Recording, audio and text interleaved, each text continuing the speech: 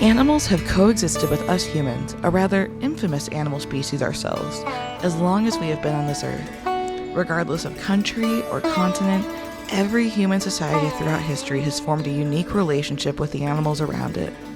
In our modern day, these unique relationships continue to form and evolve and vary drastically depending on what culture you look at. One such culture has developed a particularly interesting relationship with one of its four-legged neighbors, the humble street dog of India.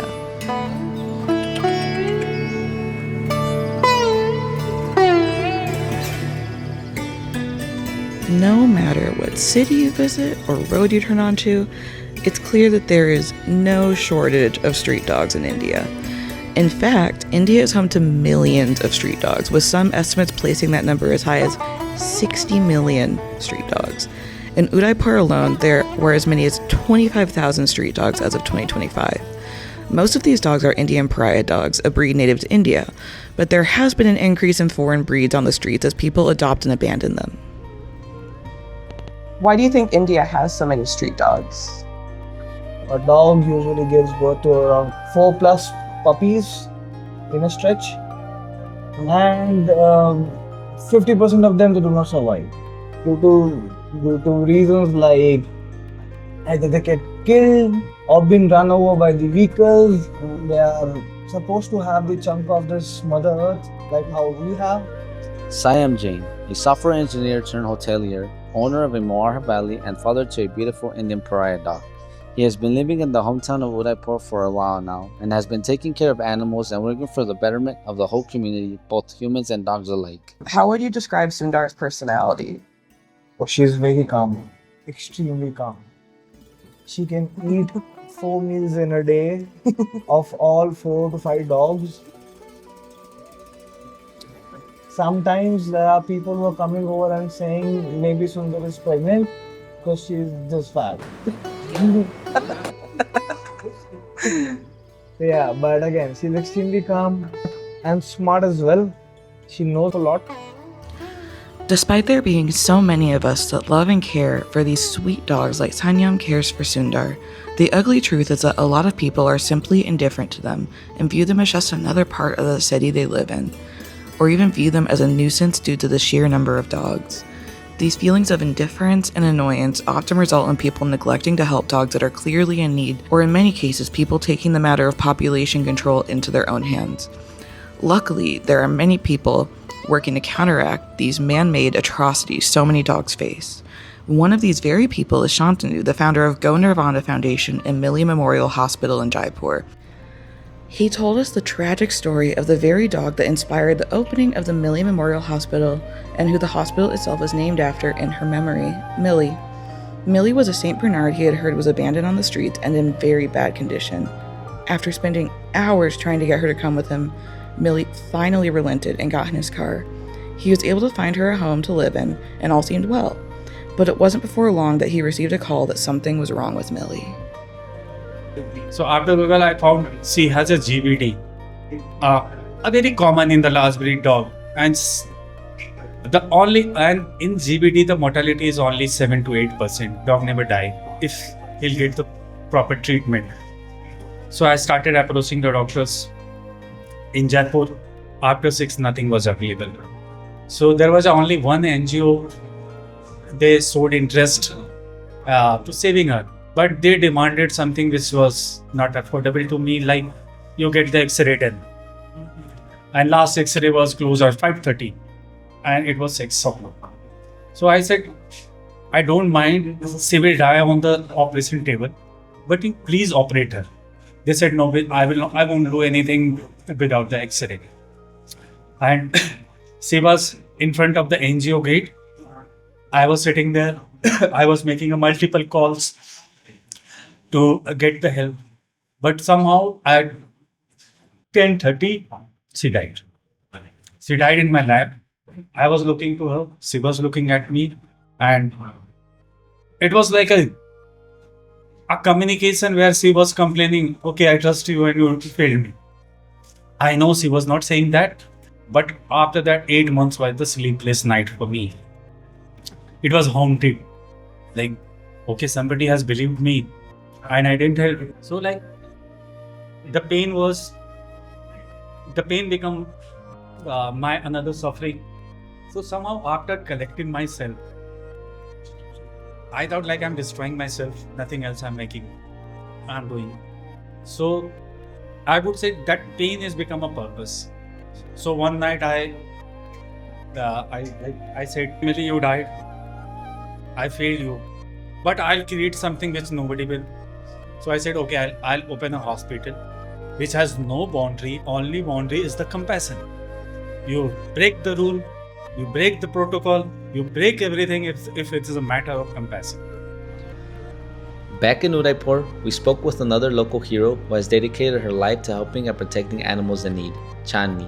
She told us about the story that inspired the start of her shelter when she was in college. I used to go to college. I wanted to be a singer, so I was learning music. And because I was so keen into this music, I used to go very early. There I found a mother dog, then she gave birth. I started feeding all of them. Then we had some holidays. So when I went back, I found out that 2 of my puppies were poisoned and died, and the third one was very sick. She was very sick. She was sick for around 2 weeks. After when I found out, I brought this third one home, and then she was under treatment for 2 weeks, and then she got better. Now she's with me still. Both Chandni and Shantanu are prime examples of people that embody Shantanu's viewing pain as a purpose outlook on life. They saw the pain and suffering so many innocent dogs were facing, and instead of looking the other way, they recognized that there was an opportunity to do a lot of good for these dogs. Through their hard work, they each managed to create a safe space for these dogs and other animals to thrive. So I request, I say everybody like, don't flow with the depression, don't flow with the pain, because there's an ample amount of pain around you. You just need to find out a purpose. That's it. If you find a purpose in your life, that no pain can destroy you.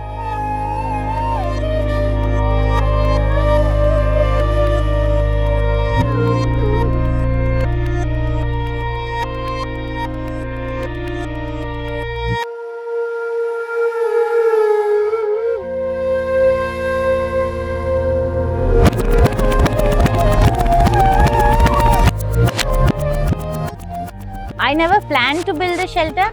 I was only feeding the dogs in the street, and when somebody got hurt, they were like my baby. So I had to bring them home. And if they were too sick to send back on the street, I used to keep them. So then slowly it became too much, and our house became smaller. So we rented another house, and there we had 6 more dogs and a cat. He was blind, but he was good with dogs. He used to stay between dogs. Then we started getting more complaint about puppies getting injured, handicapped and all that. So we thought this is our need, that we have to expand to a bigger place. Also, I wanted our dogs to have a better life. At home, they were confined in a small space, and I did not like that. So we thought we'll give them a better life, and we moved to a bigger land. Could you tell us about how there's the different sections of the shelter, like for the different needs of the different animals? The center is divided into 2 parts. One part is a medical wing. So medical wing consists from the hospital, a kennel, or an area like whosoever dogs need a longer period of a time, like a longer period of treatment. If the dog is staying for a 20 days, 30 days, even for a month, if they are keeping the dog inside the 4x4 cages or a kennel, he won't recover. Because the psychological trauma which is, so for the longer treatment, we always keep the dog on the free spaces where there is no cage. So they can feel the independence, they can connect with the place. Okay, this is also a free place. And those dogs will go after the treatment from like a 4 or 5 days. They can stay in the cages. Or if some dog need a close monitoring, whether he is eating, the poop cycle, the pee cycle, then the cage is ideal for them. The third part is the paralyzed section, and fourth part is a very close to my heart. Is a place for a motherless pup.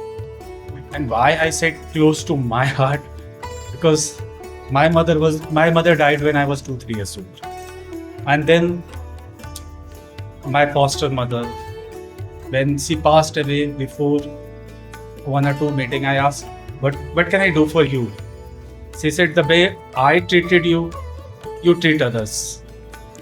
Given the sheer number of dogs around India and in Udaipur alone, it's not only logistically impossible for every dog to be rescued by a shelter or sanctuary, but it would also take away from the beautiful culture of symbiosis that we are able to observe between the street dogs of India and the people that live among them.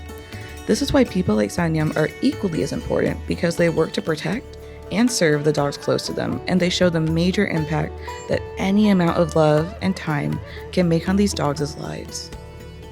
You know how they are. If they get a chance, everybody will be in my room on my lap. They always want to be on my lap. After this film ends and we all go home to our warm, cozy beds, the street dogs of Udaipur will continue to live their beautiful, complex lives out on the streets. But for them, these streets are their home, and every little act of kindness from a stranger goes a long way in making them feel safe and comfortable. When we treat these dogs with the love and respect they deserve, we in turn are able to see the true beauty of coexistence. I feel so happy inside me. I've never felt this happiness before. I was so depressed before I found the animals.